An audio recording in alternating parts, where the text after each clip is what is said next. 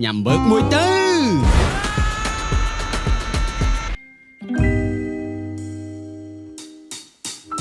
ញ៉ាំបើកឈ្នះរង្វាន់ Mitsubishi Xpander 2024ជើងជារង្វាន់ណា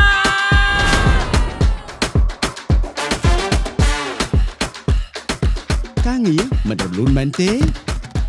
ញ៉ាំបើកមួយទៅ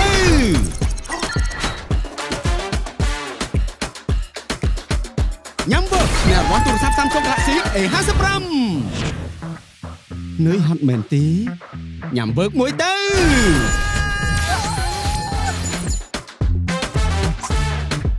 ញ៉ាំបើកឈ្នះរង្វាន់ម៉ូតូ Honda Dream 2024ងុយគេងមែនទេញ៉ាំបើកមួយទៅញ៉ាំបើកឈ្នះរង្វាន់លុយសុទ្ធជាច្រើនរង្វាន់ជាច្រើនកំពុងរងចាំអ្នកចាប់យកបើកឥឡូវនេះ